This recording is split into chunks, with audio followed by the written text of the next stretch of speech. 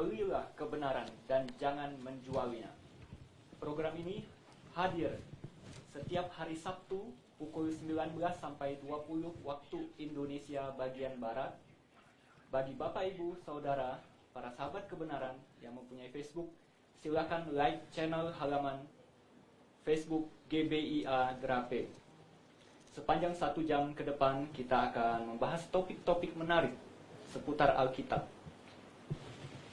Bapak, Ibu, Saudara, para sahabat kebenaran dapat memberikan komentar, pertanyaan di kolom komentar halaman Facebook GBIA Grape. Bersama saya saat ini sudah hadir narasumber kita, Dr. Suhento Liau.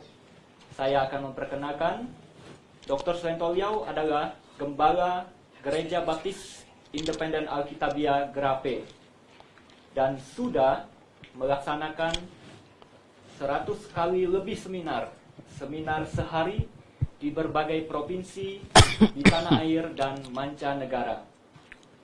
Dr. Suhento juga merupakan rektor dari STT Grape International Theological Seminary, GITS, dan sudah menuliskan lebih dari 50 buku Alkitabiah seperti buku Doktrin Keselamatan Alkitabiah, Cara Menafsir Alkitab, dan beliau juga adalah editor dari Buletin Pedang Roh yang sudah memasuki edisi 100. Demikian mengenai profil Dr. Suhento Liau. Kita akan langsung mengajak Bapak, Ibu, Saudara, sahabat kebenaran dalam dialog interaktif kali ini. Apa kabar Dr. Suhento? Kabar baik, Saudara Dede. Ya, bagaimana hari ini? Baik. Kita akan membahas topik apa? Sesuai dengan jadwal, program ini diberi nama Belilah Kebenaran dan Jangan Menjualnya Lagi.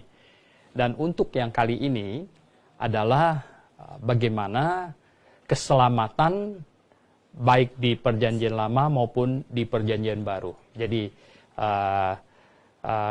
pengajaran tentang bagaimana seseorang diselamatkan atau soteriologi atau cara masuk surga yang di Perjanjian Lama dan Perjanjian Baru. Begitu. Oke, baik. Topik kita kali ini mengenai bagaimana cara Tuhan menyelamatkan manusia berdosa di zaman Perjanjian Lama dan Perjanjian Baru. Sebentar ini, Dr. Suhento akan memberikan paparannya bagi para sahabat kebenaran, dan jangan lupa berikan komentar dan pertanyaan Anda di halaman Facebook GBIA Grape. Saya persilakan Dr. Suhento untuk memberikan paparan. Baik, kita akan membaca 2 ayat terlebih dahulu. Coba kita buka di Amsal pasal 14 ayat yang ke-12. Amsal pasal 14 ayat yang ke-12 yang bunyinya, ada jalan yang disangka orang lurus tetapi ujungnya menuju maut. Kemudian kita lihat di Injil Yohanes pasal yang ke-14 ayat yang ke-6, kata Yesus kepadanya, "Akulah jalan dan kebenaran dan hidup. Tidak ada seorang pun yang datang kepada Bapa kalau tidak melalui aku." Jadi, di dalam Amsal pasal 14 ayat 12 dikatakan, ada jalan disangka orang lurus, tetapi ujungnya menuju maut. Nah, kemudian di Injil Yohanes pasal 14 ayat 6, Tuhan Yesus menegaskan bahwa dialah jalan yang benar. Jalan dalam kebenaran dan hidup. Jalan yang benar, yang sungguh-sungguh benar. Nah, bagaimanakah 2 ayat ini disandingkan, diharmoniskan? Apa yang dikatakan di dalam kitab Amsal dengan apa yang dikatakan di dalam Injil Yohanes. Nah, Bapak Ibu Saudara yang kami kasihi di dalam Yesus Kristus, begini, supaya bisa paham dengan benar adalah kita mesti tahu dulu mengapa manusia tidak bisa masuk surga. Adalah karena manusia jatuh ke dalam dosa. Jadi ketika Allah menciptakan manusia, manusia belum berdosa. Tetapi kita semua sudah tahu, itu sudah pelajaran yang sudah sangat umum, bahwa Adam dan Hawa kemudian jatuh ke dalam dosa. Nah, ketika Adam dan Hawa jatuh ke dalam dosa, maka tidak mungkin lagi bisa pergi ke sorga. Karena sorga tempat yang maha kudus, dan tidak mungkin lagi bisa menghampiri Allah karena Allah maha kudus. Nah, oleh sebab itulah manusia tidak mungkin bisa masuk sorga. Supaya bisa masuk sorga, manusia harus suci mutlak. Karena sorga tempat yang suci mutlak, dan Allah adalah pribadi yang suci mutlak. Tanpa kekudusan tidak ada satu orang pun bisa melihat Allah, menghampiri Allah. Nah, tetapi dosa bagaimana cara diselesaikan? Nah, ini persoalannya. Berarti cara menyelesaikan dosa.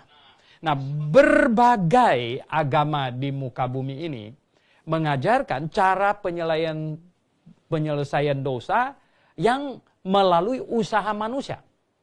Usaha manusia, ada yang mengajarkan dengan cara berbuat baik, ada yang dengan suatu ritual ibadah yang kusyuk dan lain sebagainya. Intinya itu adalah usaha manusia. Tetapi Alkitab dengan tegas mengatakan bahwa usaha manusia, perbuatan manusia itu tidak mungkin bisa menyelesaikan dosa. Karena upah dosa adalah maut, kata Alkitab. Jadi dosa diselesaikan melalui penghukuman, dan penghukumannya adalah maut. Begitu. Jadi Bapak Ibu Saudara yang saya kasih dalam Tuhan, saya pikir orang-orang yang belajar hukum sangat gampang memahami hal ini. Karena di seluruh muka bumi ini tidak ada satu negara pun yang mengurus, yang menyelesaikan masalah pelanggaran hukum sebuah negara dengan disuruh melakukan perbuatan baik. Tidak ada. Semua negara melakukan persis seperti yang Alkitab katakan. Yaitu bahwa jikalau ada orang bersalah, kemudian dia akan ditangkap oleh penegak hukum, kemudian dia akan dibawa ke pengadilan, kemudian pengadilan akan menjatuhkan penghukuman. Saya kasih contoh, misalnya seseorang tertangkap curi ayam. Menurut hukum dia akan dihukum 3 bulan penjara. Nah, orang itu akan diadili, kemudian dihukum, masuk penjara 3 bulan dari tanggal 1 Januari sampai tanggal 31 Maret. Jadi dia menyelesaikan dosa curi ayamnya di hadapan hukum pemerintah. Melalui menjalani penghukuman selama 3 bulan. Nah, tanggal 1 April orang itu keluar, dia sudah boleh keluar, dan dia keluar, dia sudah menyelesaikan kesalahan atau dosa pelanggaran hukumnya dengan menjalani hukuman itu. Nah, jadi semua negara melakukan hal yang sama. Persis seperti yang Alkitab katakan. Yaitu upah dosa ialah maut. Jadi dosa hanya dapat diselesaikan melalui penghukuman.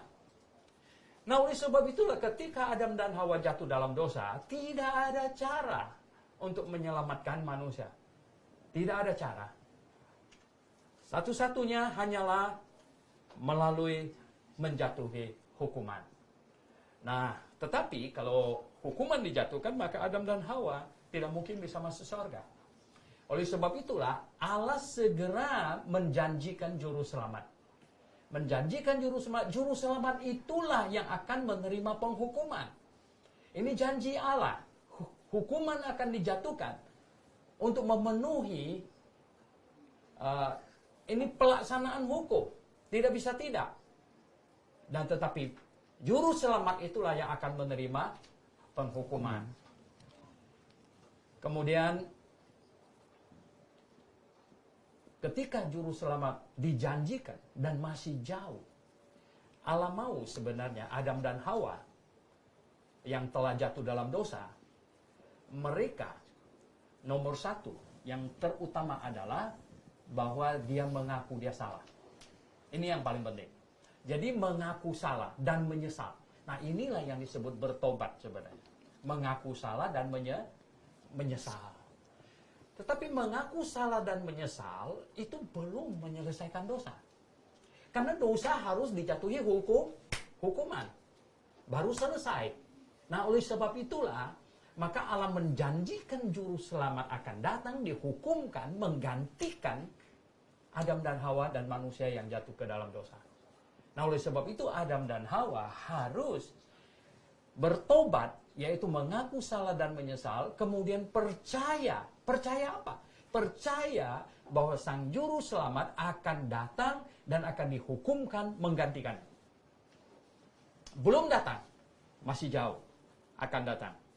Nah, sebagai bukti mereka percaya, dan Tuhan mau juga, sebagai suatu peringatan, artinya supaya selalu ingat terus akan janji Allah itu, Allah suruh manusia membangun sebuah mezbah.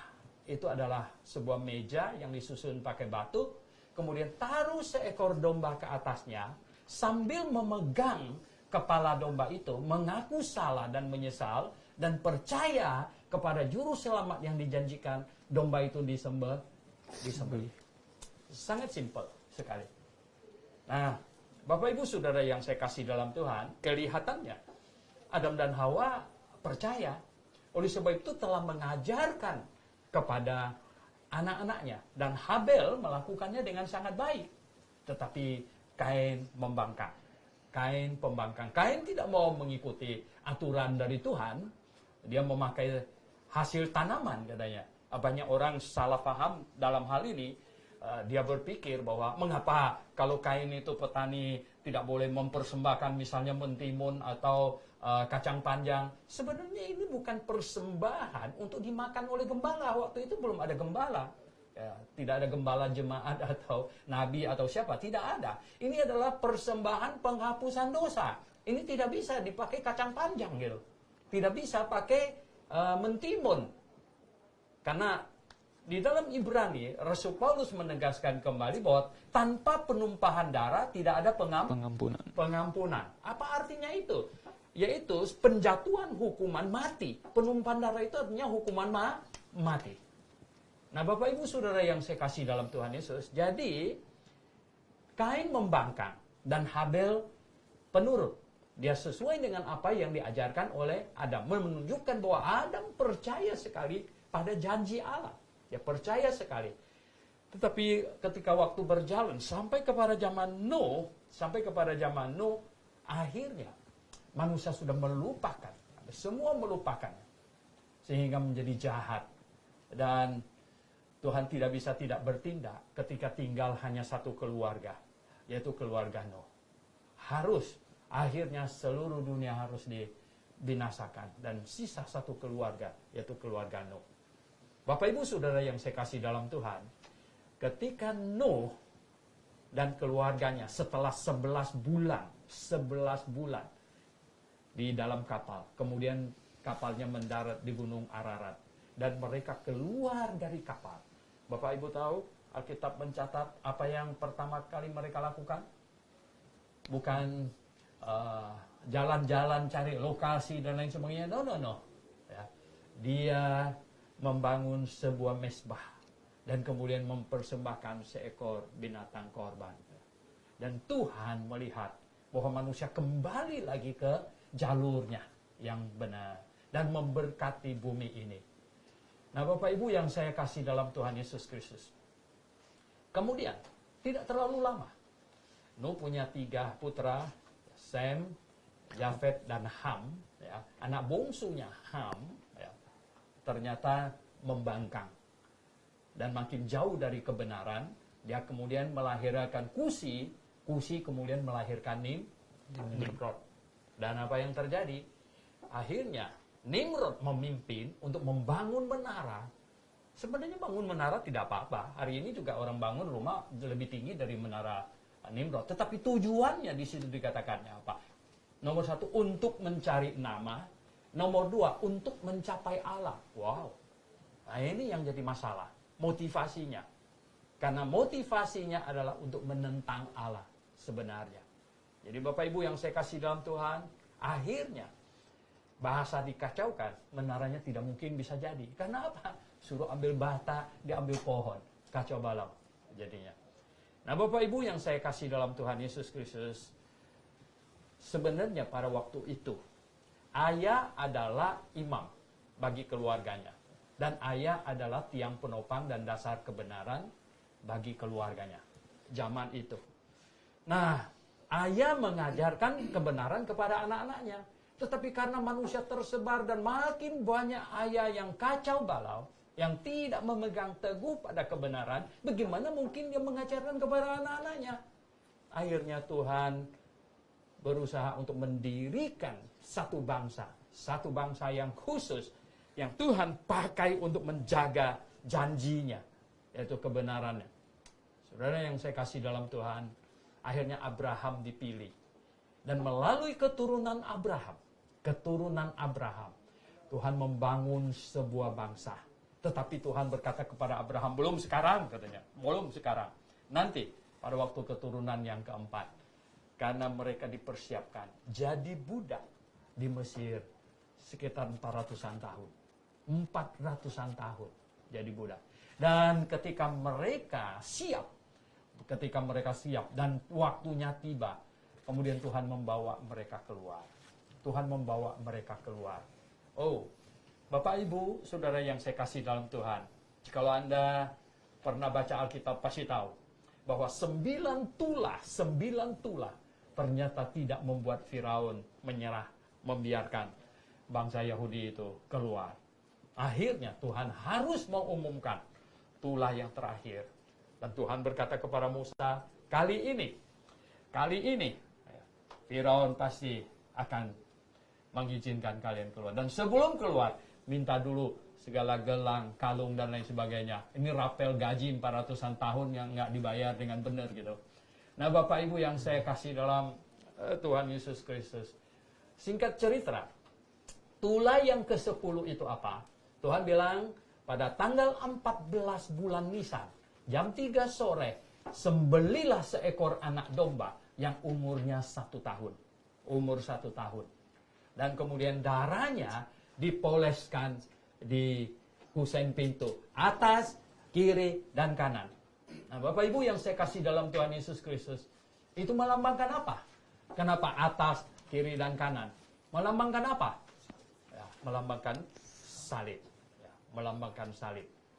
Nah kalau tidak, kenapa tidak dicucur-cucur saja di tengah dong? Nah, Bapak Ibu yang saya kasih dalam Tuhan Yesus, karena melambangkan salib. Dan akhirnya bangsa Yahudi pada malam itu keluar, singkat cerita, mereka sampai ke Gunung Sinai, di situ diresmikan sebagai sebuah bangsa. Dan kemudian Tuhan membuat ibadah simbolik yang tadinya sangat sederhana, yaitu domba di atas mezbah disembelih, sekarang dibuat ibadah simbolik yang komplit, lengkap, pakai tenda, pakai kemah kudus. Dan persembahan korbannya lebih sempurna juga.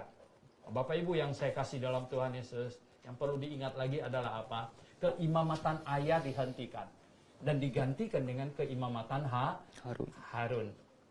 Nah, sejak saat itu tidak ada lagi ayah yang sebelum mati memberkati anaknya. Tidak ada lagi. Karena apa? Karena keimamatan ayah dihentikan, dilanjutkan dengan keimamatan Harun dan seluruh keturunan Harun. Dan tadinya ayah sebagai tiang penopang dan dasar kebenaran, juga sekarang digantikan dengan bangsa Yahudi sebagai tiang penopang dan dasar kebenaran. Sebelumnya orang mau tahu kebenaran datang kepada ayah mereka, sekarang orang mau tahu kebenaran mesti datang kepada bangsa Yahudi. Nah, itulah yang terjadi pada sida-sida yang dari Ethiopia itu. Itulah yang terjadi pada ratu dari negeri selatan. Seharusnya manusia di semua penjuru bumi ini yang mau tahu kebenaran harus datang kepada bangsa Yahudi. Karena Tuhan memilihnya menjaga kebenarannya, yaitu ibadah simbolik yang mensimbolkan juru selamat yang akan datang. Nah, Bapak Ibu Saudara yang saya kasih dalam Tuhan Yesus Kristus, kita persingkat lagi ceritanya. Akhirnya mereka menuju ke satu lokasi yang ditunjukkan, yaitu lokasi Timur Tengah, paling tengah. Ya, ke Eropa, ke Afrika, ke Asia, di situ paling tengah. Dan Tuhan mau supaya bangsa Yahudi di situ nanti bisa memancarkan kebenaran ke semua arah. Tetapi waktu mereka belum sampai, waktu perjalanan, wow, mereka banyak persoalan, mereka membangkang, dan akhirnya pernah satu peristiwa Tuhan datangkan banyak ular, mematuk mereka, dan akhirnya mereka, wow, banyak yang mati oleh ular berbisa itu. Dan mereka berseru-seru kepada Tuhan, dan Tuhan suruh Musa, bikinlah ular tembaga, ya, patung ular tembaga, dan naikkan ke atas tiang. Dan barang siapa digigit oleh ular di bawah, kalau tidak mau mati, kamu harus melihat terus ular tembaga yang Musa bikin itu. Bapak Ibu Saudara yang saya kasih dalam Tuhan. Nah, ular tembaga itu melambangkan siapa lagi? Tuhan Yesus sendiri yang berkata kepada Nikodemus yang malam-malam datang kepadanya. Seperti Musa meninggikan ular di padang gurun katanya. Maka demikian juga lah anak manusia akan ditinggikan. Nah, Bapak Ibu Saudara yang saya kasih dalam Tuhan. Singkat cerita lagi. Akhirnya lahirlah Yohanes Pembaptis dan lahirlah Tuhan Yesus Kristus. Dan Yohanes Pembaptis menunjuk kepada Tuhan Yesus sambil berseru katanya, lihatlah anak domba Allah. Inilah yang dijanjikan itu. Inilah yang dilambangkan pakai domba yang disembelih dari Adam, Habel, dan seterusnya. Yang sudah berjuta-juta ekor disembelih. Itu semuanya hanya simbol sebenarnya. Inilah yang benarnya anak domba Allah. Dan Bapak Ibu Saudara yang saya kasih dalam Tuhan Yesus. Kemudian bangsa Yahudi menuntut Yesus disalibkan. Sebenarnya tidak ada yang sanggup menyalibkannya kalau bukan dia menyerahkan diri. Kalau dia bukan merelakan. Akhirnya singkat cerita, Yesus Kristus disalibkan di atas kayu salib. Yesus Kristus disalibkan di atas kayu salib. Itu adalah menggenapkan domba yang sudah disembeli dari Adam seterusnya. Dan dia tergantung di atas kayu salib menanggung dosa. Berapa banyak orang punya dosa ditanggungnya? Dosa seisi dunia. Lihatlah anak domba Allah yang menghapus dosa dunia. Jadi dosa dari Adam sampai dosa manusia yang terakhir. Semuanya ditumpukkan ke atas diri Yesus Kristus. Dan dijatuhi hukuman yang paling berat sebenarnya. Hukuman yang paling berat. Nah, Bapak Ibu yang saya kasih dalam Yesus Kristus dimanapun Anda berada. Saya ingin katakan begini. Persis yang Tuhan Yesus sampaikan di dalam Yohanes pasal 14 ayat 6. Tadi yang kita baca itu. Akulah jalan dan kebenaran dan hidup. Tidak ada seorang pun akan sampai kepada Bapa kalau tidak melalui aku. Dialah jalan satu-satunya. Dari kapan sampai kapan? Dari siapa sampai siapa? Dari Adam dan Hawa sampai manusia yang terakhir. Yesus jalan. Bapak Ibu yang saya kasih dalam Yesus Kristus. Tuhan tidak ada kepentingan untuk membuat dua jalan ke sorga, saudara. Tidak ada kepentingan itu. Apalagi 3, 4, 5 jalan. Itu karena bukan menguntungkan, membingungkan orang. Tuhan hanya perlu satu jalan menuju ke surga. Cuma satu. Sementara itu, Bapak Ibu yang saya kasih dalam Tuhan, iblis akan membuat sebanyak mungkin jalan ke neraka. 1000 jalan ke neraka masih belum cukup bagi dia. Dia akan membuat sebanyak mungkin. Supaya apa? Jikalau seseorang bisa lolos dari yang satu, belum tentu bisa lolos dari yang lain. Tetapi dari Tuhan, jalannya cuma satu. Nah, jalan apa itu? Yaitu dia telah datang, dihukumkan di atas kayu salib, menanggung dosa seisi dunia. Orang-orang yang hidup sebelum penyalibannya, mereka harus bertobat dan percaya kepada Juru Selamat yang akan datang. Nah, kita yang hidup sesudah penyalibannya, sama jalannya. Bertobat dan percaya kepada Juru Selamat yang sudah datang. Jadi Musa percaya kepada Juru Selamat yang akan datang. Abraham percaya juru selamat yang akan datang.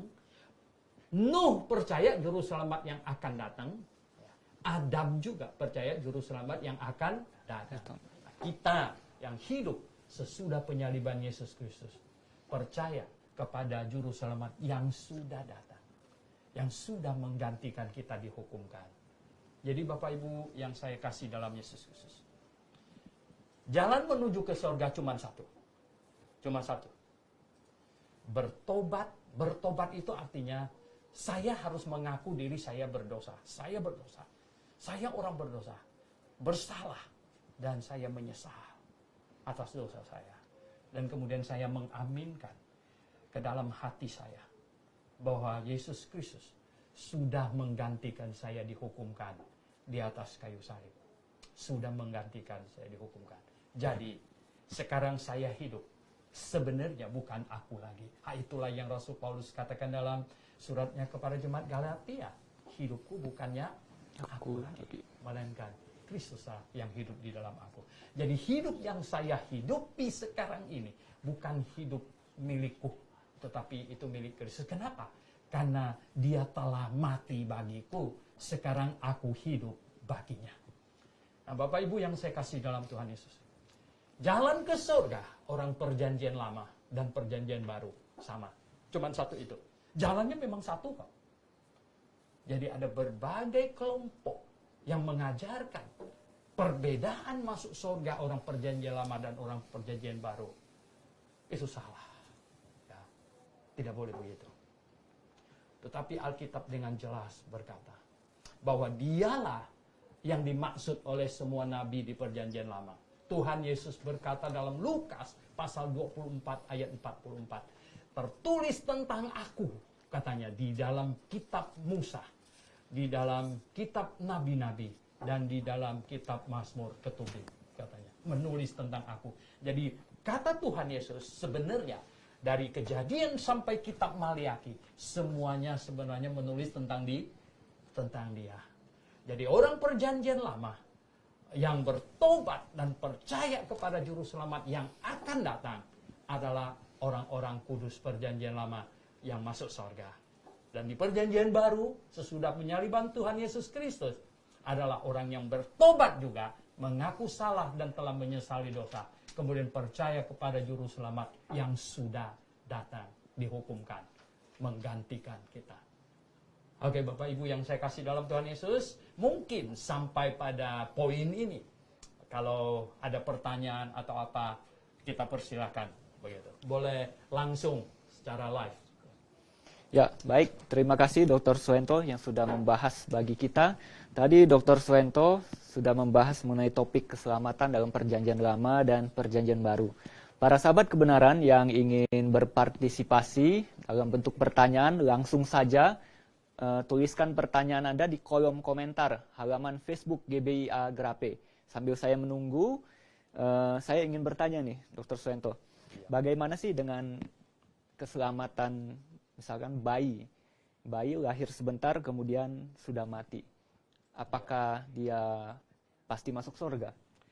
Ya, pemahaman ini harus dulu coba dilihat di Roma pasal 5. Coba kita buka di Roma pasal 5. Roma pasal yang ke-5. Coba silakan baca ayat 18-19. Roma 5 ayat 18 sampai 19. Sebab itu sama seperti oleh satu pelanggaran semua orang beroleh penghukuman. Demikian pula oleh satu perbuatan kebenaran semua orang beroleh pembenaran untuk hidup. Jadi sama seperti oleh ketidaktaatan satu orang, semua orang telah menjadi orang berdosa.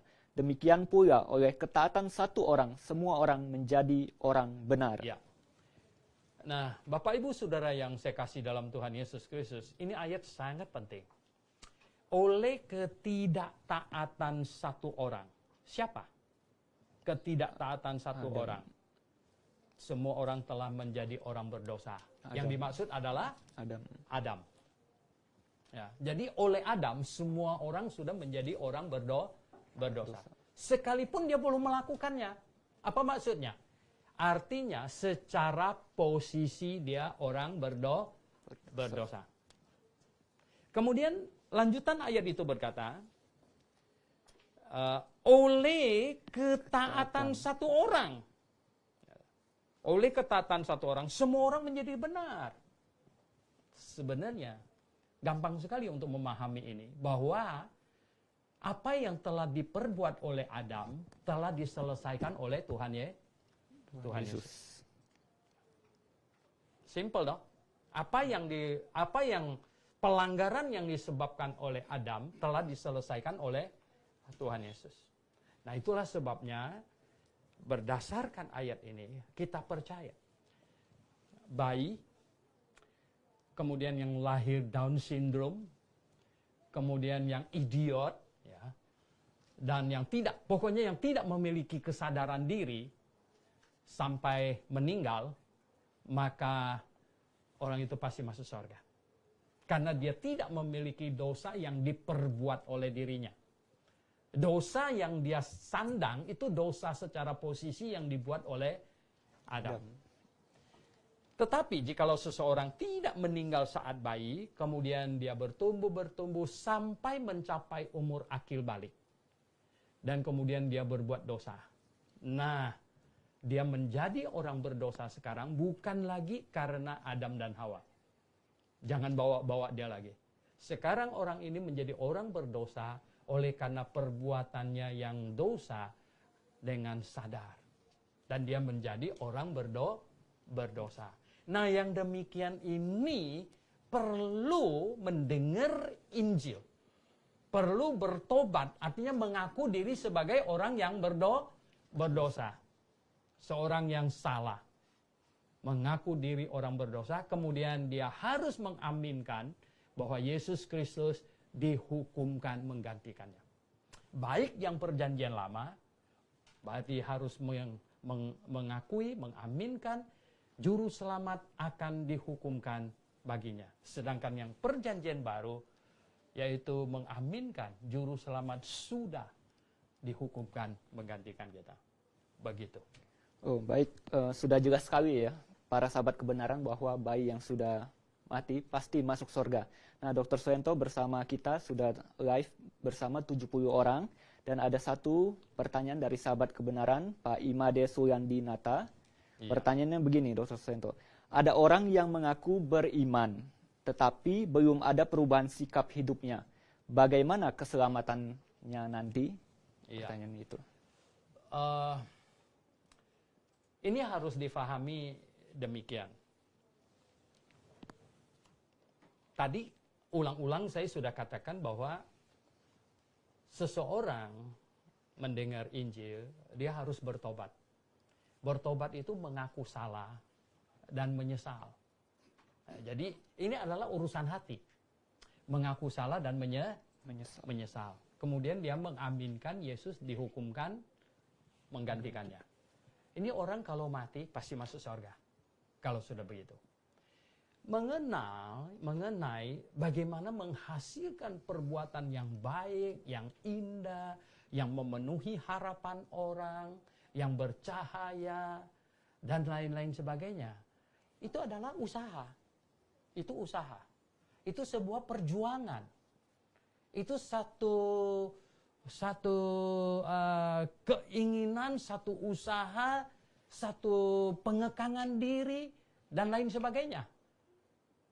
Jadi, memang kalau orang menghasilkan hal-hal yang demikian, itu indah sekali. Orang-orang akan melihat bahwa, wow, dia ini sungguh-sungguh bertobat gitu. Tetapi, bagaimana dengan orang? Dia sudah sungguh-sungguh mengaku dia salah, saya salah. Kemudian dia menyesal. Dan dia mengaminkan Yesus dihukumkan menggantikannya. Dengan segenap hati juga. Namun, usahanya untuk menghasilkan hidup yang indah, yang bagus, belum maksimal. Masih jatuh. Sebenarnya, Alkitab menggaransi orang masuk surga bukan melalui hasil perbuatan. Alkitab menggaransi bahwa orang masuk surga karena iman. Jadi bukan karena perbuatan. Memang Ya, semua orang juga tahu bahwa orang Kristen menghasilkan perbuatan yang baik, yang indah, yang pokoknya memenuhi harapan manusia, ya, terindah, the best, itu bagus. Tetapi seringkali terjadi kesalahpahaman dan terjadi malah kesalahan. Akhirnya, jikalau penekanannya itu menjadi bahwa masuk surga harus melalui sebuah kehidupan yang indah, kemampuan tidak berbuat dosa segala macam, itu sudah salah. Bukan cuma salah, itu sesat. Kenapa? Kalau memang melalui perbuatan baik dan sebagai usaha manusia bisa masuk surga, itu Tuhan Yesus tidak perlu datang. Justru Tuhan Yesus datang dan mati di atas kayu salib, menanggung dosa seisi dunia. Dia tahu bahwa manusia tidak sanggup untuk hidup kudus sesuai dengan apa yang diharapkan oleh Allah. Dan dialah yang memenuhi itu dan menggantikan manusia untuk dihukumkan. Kemudian dia memberikan kepada manusia yang mengimaninya, yang percaya. Saya hanya perlu percaya. Dan manusia di muka bumi ini selagi tinggal di dalam daging tidak mungkin bisa sempurna, Pak. Tidak ada manusia yang sempurna selama tinggal di dalam daging. Oke, mungkin tidak pergi merampok bank dan tidak pergi melakukan begal dan lain sebagainya. Saudara yang saya kasih dalam Tuhan, hati kita yang bergejolak. Kadang-kadang kita melihat sesuatu yang sangat tidak patut. Kita juga timbul rasa marah dan lain sebagainya. Itu saja sudah dosa. Bahkan, jikalau kita tahu berbuat baik dan tidak melakukan, itu pun sudah berdosa. Dan bagaimana manusia bisa hidup sempurna sesuai dengan keinginan Tuhan? Tidak bisa. Sempurna yang Tuhan maksudkan di dalam Alkitab, itu sebuah target. Sebuah target. Ibarat sebuah perusahaan penjualan. Perusahaannya kasih sebuah target. Dan semuanya hanya mengejar target itu. Tidak sampai. Kita hanya perlu datang kepada Tuhan Yesus untuk berkata, Tuhan, saya tahu, saya tidak sampai.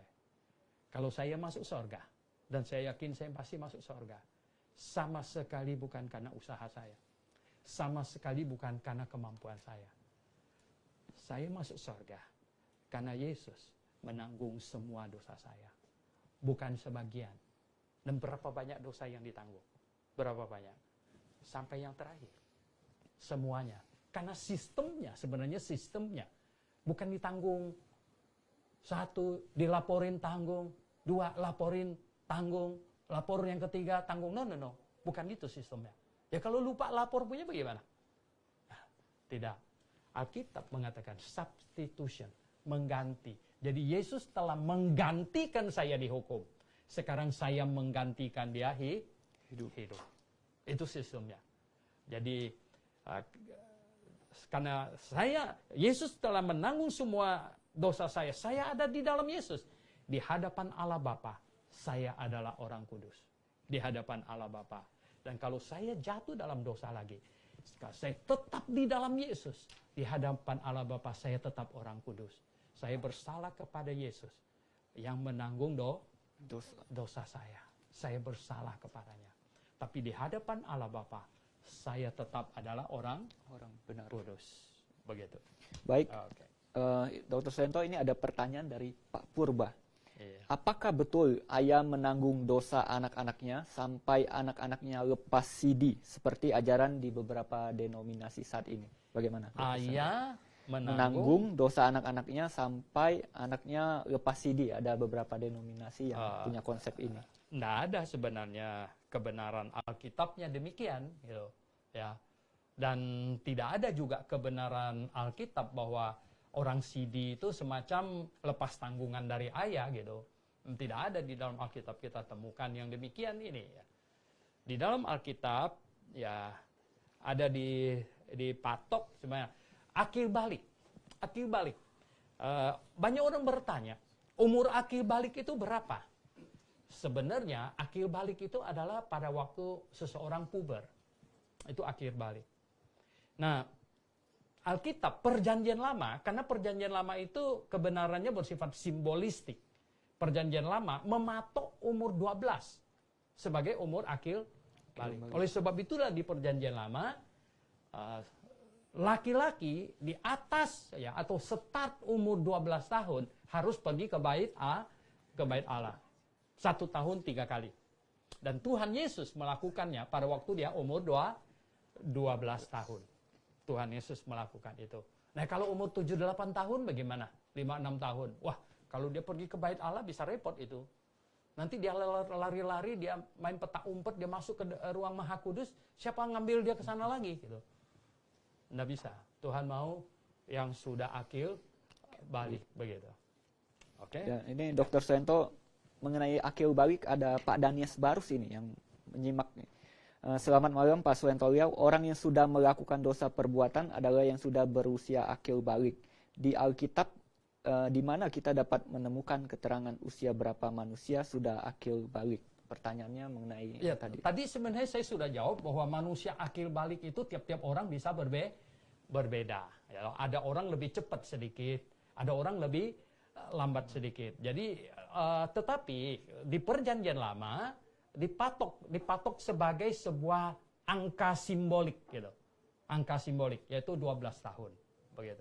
Ya, makanya Tuhan Yesus pada waktu umur 12 tahun langsung dia pergi ke bait Allah. Ya. Begitu.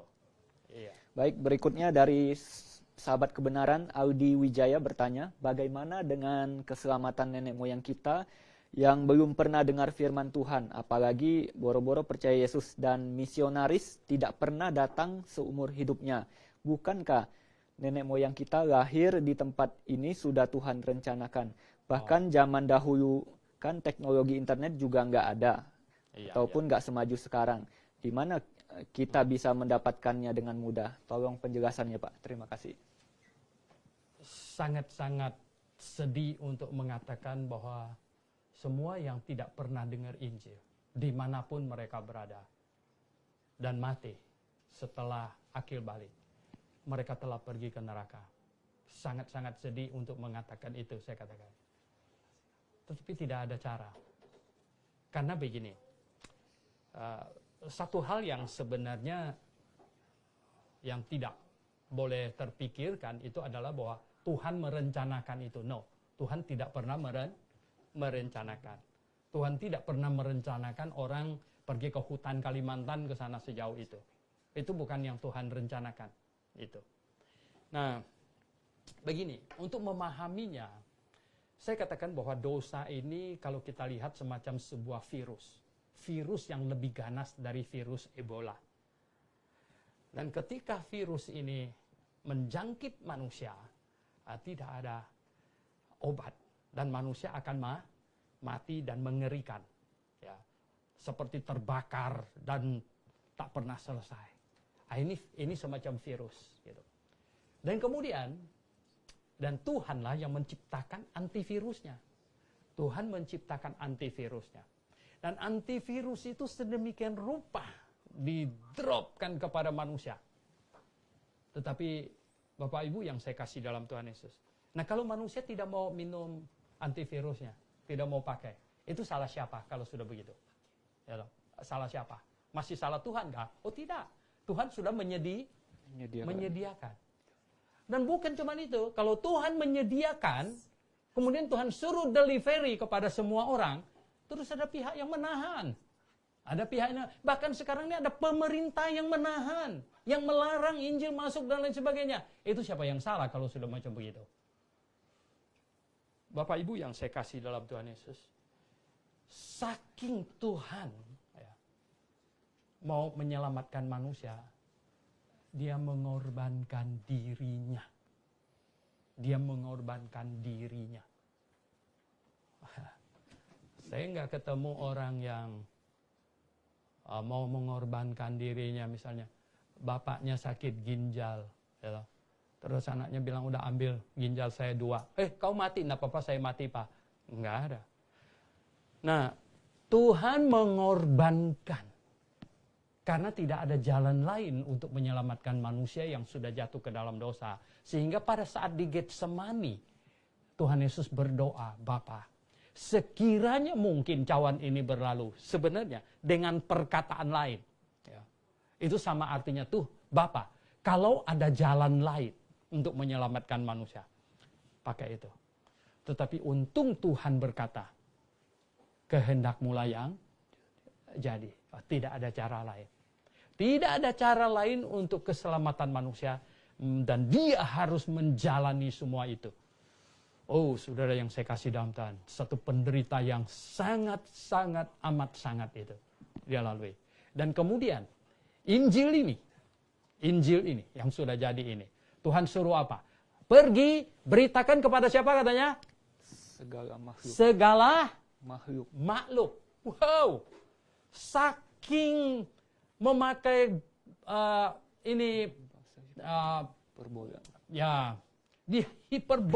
dihiperbolkan, ya.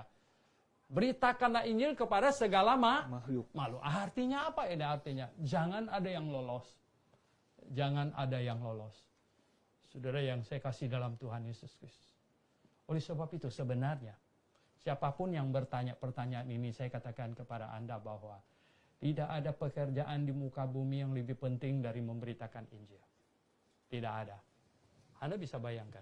Bagaimana mungkin seandainya kalau di kota Jakarta ini orang kena virus yang mati berjatuhan gitu, ya loh.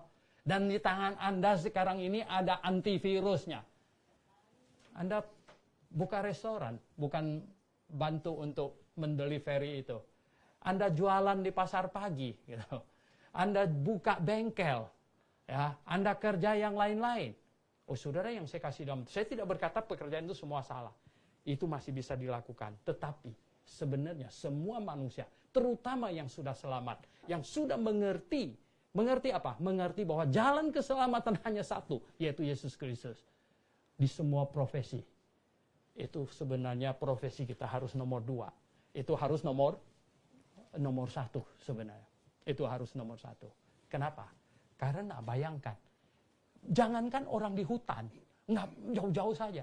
Di tengah kota saja banyak orang yang tidak dengar Injil dan lain sebagainya. Mereka semuanya, ya, bukan orang di hutan itu mati masuk neraka, lalu yang di kota mati nggak masuk neraka atau sebaliknya. No. Ya, siapapun yang tidak bertobat dan percaya kepada Yesus Kristus, dia akan binasa. Karena apa? Antivirusnya cuma dia. Oke.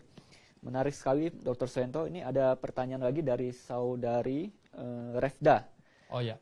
Dia tadi menyimak pemaparan Pak Suento mengenai Tuhan Yesus menghapuskan dosa dari dulu sampai dosa yang terakhir. Nah, dalam hidup sehari-hari, jika kita berbuat dosa, apakah masih butuh untuk meminta pengampunan kepada Tuhan Yesus? Bagaimana? Sebenarnya, ketika seseorang sudah lahir baru, Alkitab banyak memakai istilah kita sudah ada di dalam Yesus. Di dalam Yesus. Ya, di dalam Yesus. Yesus di dalam kita dan kita di dalam di dalam Yesus. Nah, ketika kita di dalam Yesus, maka di hadapan Allah Bapa kita adalah orang kudus. Oleh sebab itulah Paulus tulis surat kepada orang di Korintus, katanya kepada orang-orang kudus di Korintus. Begitu juga suratnya kepada orang di Efesus, katanya kepada orang-orang kudus di Efesus. Nah, orang kudus, kenapa bisa kudus? Bukan karena dia tidak berbuat dosa. Malah banyak orang di Korintus yang bersalah, yang Paulus tegur itu, marah itu. Tapi tetap Paulus tulis kepada orang-orang kudus di Korintus. Karena apa? Karena mereka ada di dalam Yesus. Karena di dalam Yesus yang dilihat bukan kekudusan mereka, keberhasilan mereka, tetapi kekudusan Yesus. Nah, karena kekudusan Yesus yang terlihat, maka itu ketika seseorang yang sudah di dalam Yesus kemudian jatuh ke dalam dosa, berbuat dosa. Tadi sudah dikatakan bahwa kita bersalah kepada siapa? Tuhan Yesus. Di hadapan Allah Bapa tetap orang kudus. Kita bersalah kepada Tuhan Yesus. Tidak dilarang atau malah setiap kali orang lahir baru, orang percaya jatuh ke dalam dosa, kita susah dan sedih dan hancur hati kita. Karena kita apa? Karena kita telah menyakiti hati Yesus Kristus yang menggantikan kita dihukumkan. Dan sama sekali tidak salah bahwa jikalau kita susah hati, kita sedih, kita amat sangat menyesali dosa kita, tentu kita berdoa, Tuhan Yesus, ampuni saya. Saya tadinya rencana mau hidup bagimu, rencana saya mau bersinar bagimu, tetapi saya gagal lagi Tuhan, saya gagal lagi. Dan Tuhan, peganglah tangan saya, angkatlah saya, supaya ke depan saya akan lebih baik lagi dalam hidup bagimu. Berkata demikian. Oke, baik. Berikutnya ini Dr. Suento dari Daniel Tator. Selamat malam, izin bertanya, apakah cukup dengan percaya saja kepada Yesus tanpa menurut hukumnya atau perintahnya manusia bisa diselamatkan? Terus apa itu dosa menurut Bapak? Sebenarnya tidak ada satu manusia pun yang bisa masuk surga karena menuruti hukum Tuhan. Tidak ada. Dan tidak ada satu manusia pun bisa sukses menuruti hukum Tuhan. Tidak ada. Ya, pasti langgar punya. Gitu. Oleh sebab itulah maka keselamatan yang ditawarkan Alkitab, yang dikatakan oleh Alkitab, sepenuh-penuhnya itu adalah karena iman kepada Yesus Kristus. Yaitu apa? Mengaminkan, mengimani Yesus sudah dihukumkan menggantikan saya. Saya orang berdosa, saya pelanggar hukum, dan saya tidak mungkin bisa hidup suci dari diri saya. Saya berterima kasih, syukur kepada Tuhan Yesus yang menggantikan saya. Itu sebenarnya keselamatan itu. Oke, baik. Banyak partisipasi dari para sahabat kebenaran, namun waktu jua yang memisahkan kita. Kita tutup dalam doa dulu, Dr. Suento. Oke, baik. Bagaimana? Kita bertemu Sabtu Minggu depan. Ya loh. Nah, ya, Sabtu depan. Jadi biarlah setiap Sabtu mulai jam 7 kita bisa jam 7 malam kita bisa belajar Alkitab live lewat Facebook ini. Oke, kita berdoa. Bapa Surgawi, terima kasih untuk kasih setiamu bagi kami. Tuhan, sungguh kami dihidup di zaman yang sangat indah Tuhan. Di tangan kami ada firman-Mu Alkitab, sehingga kami dapat mempelajarinya sedemikian rupa. Kiranya Tuhan, program ini bisa menyelamatkan sebanyak mungkin orang. Dan ke depan kami akan belajar firman-Mu, belajar Alkitab sebanyak mungkin ya Tuhan. Puji hormat kami naikkan padamu. Tuhan kiranya memberkati semua orang yang terlibat di dalam program ini. Baik yang menyiapkan semuanya maupun yang mendengar semuanya Tuhan. Kiranya Tuhan memimpin kami semuanya. Dalam nama Tuhan Yesus Kristus kami berdoa. Amin. Amin. Terima kasih Dr. Suento. Para sahabat kebenaran, hampir 1 jam kita sudah menyimak pemaparan. Saya ajak kita semua untuk like Facebook halaman GBIA Grape. GBIA Grape yang ada di bawah ini. Jangan lupa bagi Bapak, Ibu, Saudara yang punya medsos, like Facebook GBIA Grape. Setiap Sabtu malam, jam 7 sampai jam 8 malam, kita akan bertatap muka bersama pembicara-pembicara lainnya dan dengan topik-topik menarik lainnya. Karena waktu jua yang membatasi kita, saya, Dede Wijaya bersama Dr. Suento Riau beserta segenap kru yang bertugas saat ini dari lantai 3 Studio Grape mengucapkan sampai jumpa di episode berikutnya dalam program Belilah Kebenaran dan Jangan Menjualnya. Salam Maranatha.